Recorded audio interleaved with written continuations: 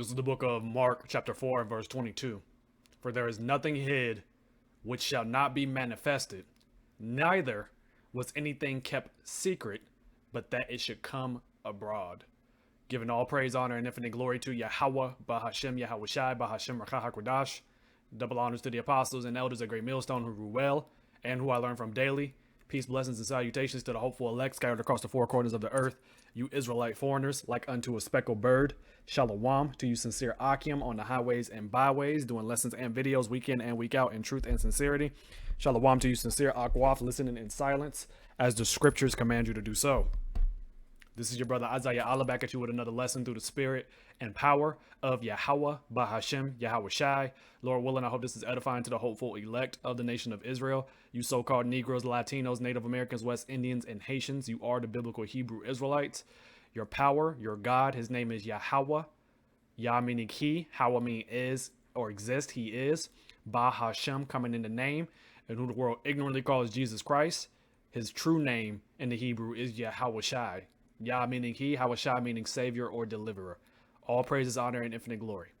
So we're going to get right into this one, brothers and sisters, and Lord willing, I hope this is edifying. I received this video from the beloved brothers of GMS Idaho, Boise, Idaho. That's why I read that scripture at the beginning of Mark 4, that there's nothing secret that shall not be revealed, man. Roughly paraphrasing. And right now we're in the time of great revealing, where shameful spewing is being upon Esau, Edom, which are the wicked that the Bible speaks of, which is the so-called white race. Now, also to clarify, there are individuals that look like the so-called white man, like this individual right here, but their seed line goes back to Abraham, Isaac, and Jacob, and then the 12 patriarchs of the nation of Israel. All right. So if your spirit agrees with the truth, the true gospel, the true doctrine of Yahawah, BAHASHAM, YAHAWASHI, and you understand through the spirit, then you are an Israelite, a Hebrew Israelite. Okay. And so because Israel was scattered unto all nations, according to the curse of Deuteronomy chapter 28, verse 64. All right. And so we have to say that because we get new people every single day that come on our videos, and so you can have understanding that this is not a black thing. All right.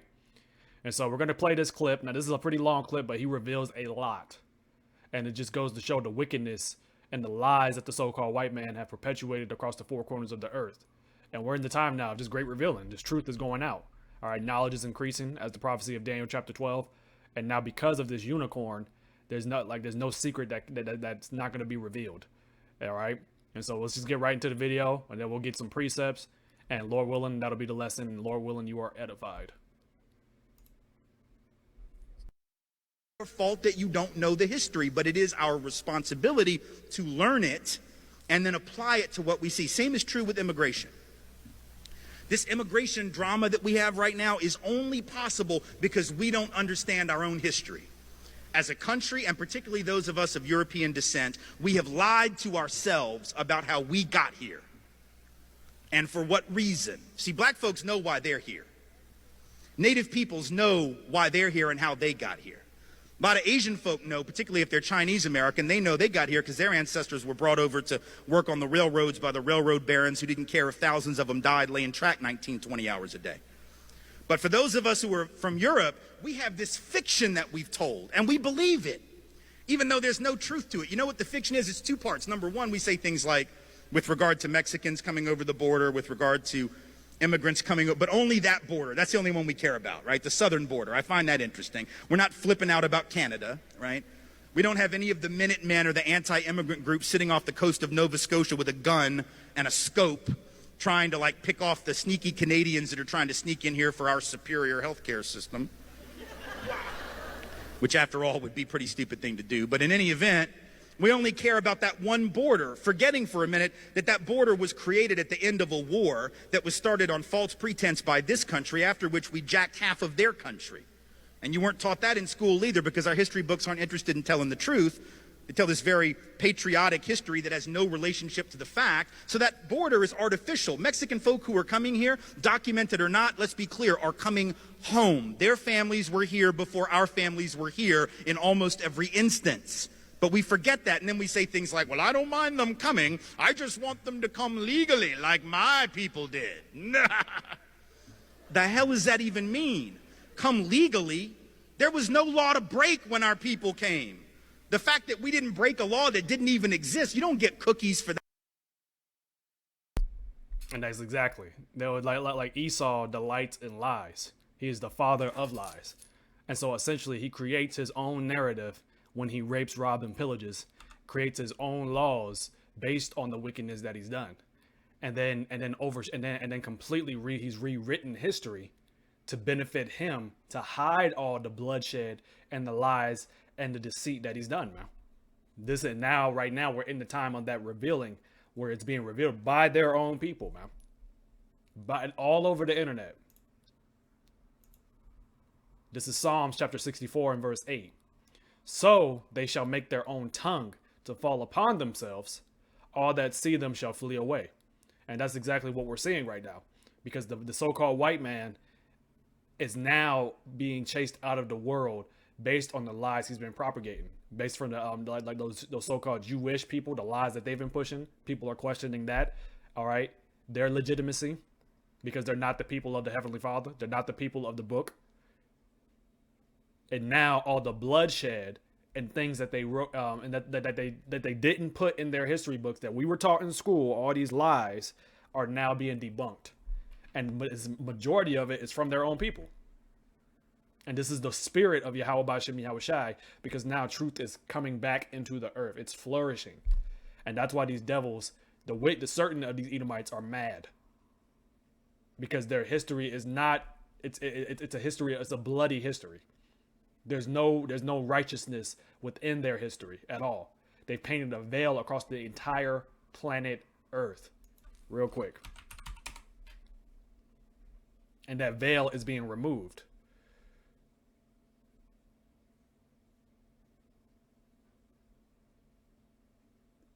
This is Isaiah chapter 25 and verse 7. And he will destroy in this mountain the face of the covering cast over all people, and the veil that is spread over all nations. And who put that veil over the nations? The so-called white man, the Edomites. All right. And that mountain is talking about the government. All right. This is the government. A mountain is synonymous with a government body, a rulership. And that's who is in control of the planet Earth right now, starting with the head tribe of Amalek, of the Edomites. And they've completely lied to everybody across the four corners of the earth, making it seem like that they're this righteous and upright people, but they're not. They're the devil. All right, which is the deceiver, the liar. All right. And now this veil is being removed based on their own people. Another quick precept. Psalms 58 and 3. The wicked are estranged from the womb. They go astray as soon as they be born, speaking lies. And they delight in lies because he is the father of lies. Going back to the big garden, he was the serpent in the garden. All right. And it's the same spirit, the same seed line that is now pushed through the Edomites. The same thing. So as soon as they go out from the womb, all right, this is the spirit that YAHAWAH, BAHASHAM, YAHAWASHI has placed upon them, man. But now he is using them to destroy each other, man. Nation, and that's the prophecy in Matthew 24. All right, nation against nation. And what did YAHAWASHI say? A kingdom divided against itself cannot stand. And they are more divided than ever, because now you got more Edomites speaking the truth about what they did, what they stole. And it's not just here. It's like this, it's what they've done over years of thievery and lies, man. All right, let's finish this out, and then we'll get a few more precepts, and then we'll close out, brothers and sisters. For that, you don't get like a pat on the back and a gold star because your great whatever was law abiding when there was no law that he could have violated, even if he wanted to. But we've told this lie that we came for these upstanding principles. So we'll say things like, well, you know, our people came for liberty and freedom, democracy. These people are just coming for stuff. They're just coming for jobs. They're just coming for health care. They're just coming for stuff. We came for high-minded principle, right? Because we believe that. What kind of third-grade version of American history is that? right? Like when Donald Trump says, well, Mexico's not sending their best. What the hell, you think Europe sent their best? Europe, no, our people were the losers of Europe. I'm not trying to be an asshole. I'm just telling you the truth. Like, our people were the losers of Europe. The winners didn't get on the boat. You understand what I'm saying? The winners didn't leave. Why the hell would you leave if you were winning? Only the losers left because they had no choice. They were dying. They were starving. They couldn't support their families. A lot of them were convicts who were sold into indentured servitude to work for rich European people. They were barely above the level of a slave themselves. The idea that we had these we didn't believe in liberty and freedom. And we know that because once we got to the colonies, we set up the opposite of liberty and freedom. And I don't just mean that for like black folks and native folks. I mean, even for other white folks. Like, we spent most of the time in the early colonies trying to figure out who the witch was, right? It was like, well, you're not a Christian. Well, no, you're not a Christian. Well, no, you're not a Christian. I'm going to hang you from a tree. Really? Well, I'm going to drown you in the stream. Well, I'm going to set you on fire. Like, that wasn't liberty. The colonies were some of the least free places in the history of the cosmos. But we act like we came for liberty, and they're just here to take advantage. Let's be clear. Our people didn't come for liberty. They came for stuff. They came for stuff like land. They came for stuff like opportunity. They came for stuff like the ability to feed their families, and there's no shame in that.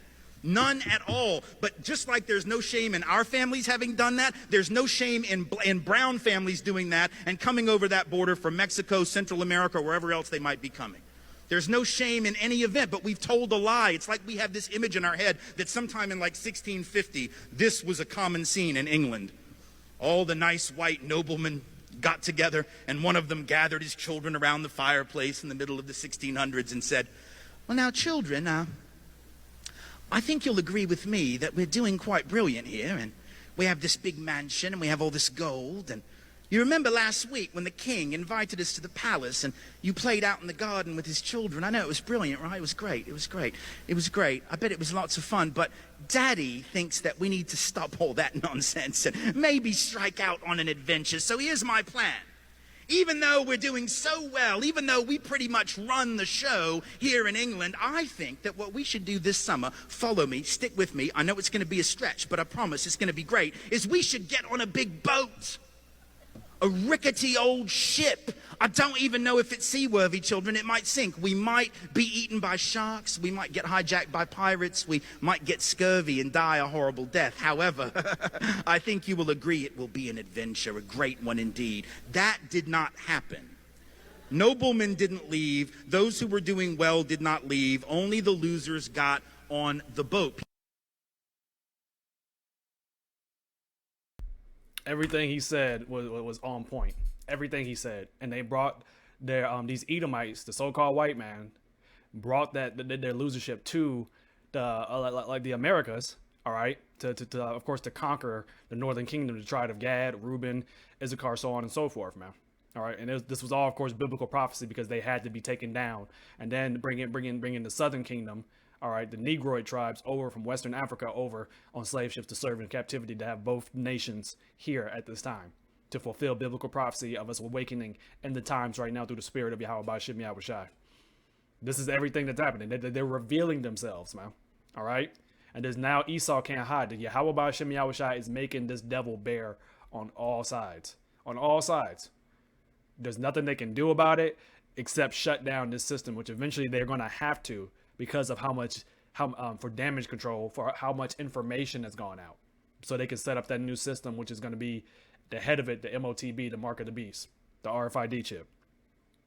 But what he said, yeah, the losers came over here, and they're still here today. Their seed line is still here today due to reincarnation. They're still, and it's the same people during the Renaissance, the same people that didn't bathe between the 1500s and the 1700s.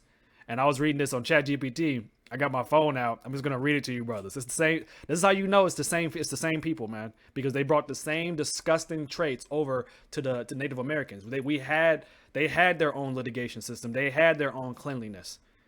They brought their habits over here and spread disease, disgusting things, so on and so forth.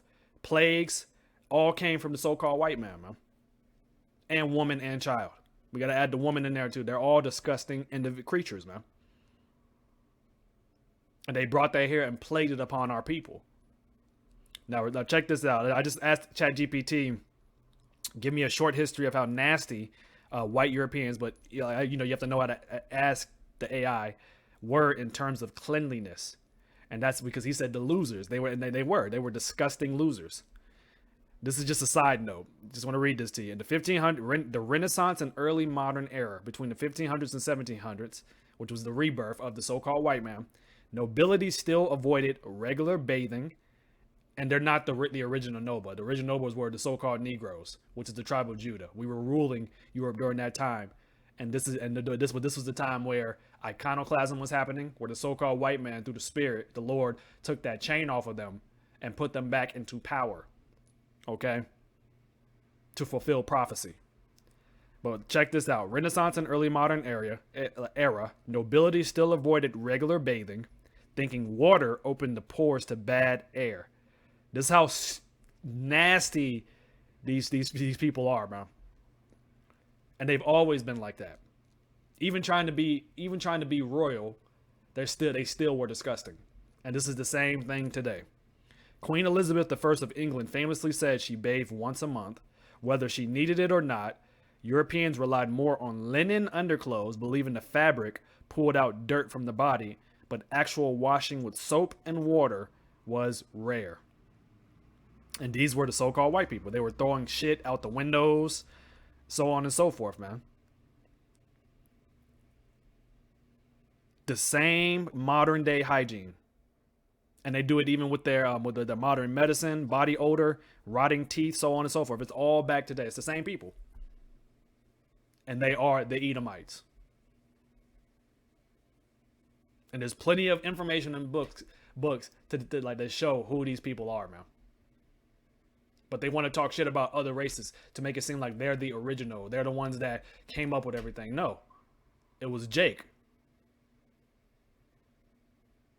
We'll end it off with a few more precepts. This is Job 18, beginning at verse 17.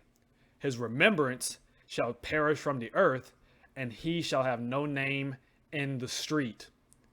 He shall be driven from light into darkness and chased out of the world. And this is what's happening right now through the Spirit of the Lord, man. And this whole chapter is beautiful because it's showing the end of the wicked. It shows the ending of Esau, man. And then he's going to be Obadiah 1 and 18, completely eradicated from the face of the planet, completely annihilated off this planet, after he serves us for 1,000 years in the kingdom of heaven. But right now, this is happening on this side, where he is driven from what they perceive to be light into where they're supposed to be, is in darkness, because the scriptures say that they're viler than the earth, and they're the thief. They raped, robbed, and pillaged and stole everything. They don't have any culture, and now that information is coming out by individuals like that. Of course, they try to wrap it up in some paper, in some nice little paper with a bow, to still make it seem like oh, we've changed. But no, no. Like I read in Psalm 68, that the wicked are estranged from the womb. Even when they tell the truth, they still add lies with it. But he was he was speaking unadulterated truth, bro. But they still want to make it seem like but now we're in the future, we're changing. No.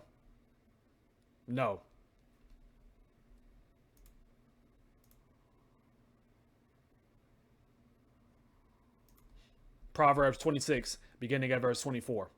He that hateth disassembleth with his lips, and layeth up deceit within him. And that's exactly what they did when they came over here, man.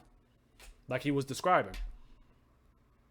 And they do the same thing right now with their policies, their legislations, what's going on with the Northern Kingdom, and now transitioning to the Southern Kingdom. These are savages, brute beasts. But they're the ones that are the savages. They're the ones that are the brute beasts. They're the ones that are the bloody men of the entire planet Earth. Like he said, we need to control the border when the so-called Mexicans, the tribe of Issachar, the Northern Kingdom, are just coming back to where they originally were to begin with. But Esau puts up hate with his lips. He lays up, he lies, he puts up deceit, all right, to make it seem like they have to come over here legally, like this man said, when they've always been legally here, because this is their land to begin with. Verse 25, when he speaketh fair, believe him not. All right. Also in the book of Sirach, chapter 12, never trust thine enemy, for his iron is rusting, so it's rusteth, so is his wickedness. For there are 7, which is a complete number, abominations in his heart, whose hatred is covered by deceit. His wickedness shall be showed before the whole congregation. And the so-called white man's wickedness right now is being shown before all the congregation. The truth about the lies on immigration, the truth about how they actually came to this land, who came to this land, and that they are still to this day losers, the bases of men.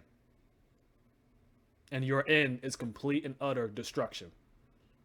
So, Lord willing, I hope you were edified. All praises, honor, and infinite glory due to YAHAWAH, BAHASHAM, YAHAWASHI, BAHASHAM, RAWCHAA, QADASH, and double honors to the apostles and elders of Great Millstone. Shalom to the hopeful elect.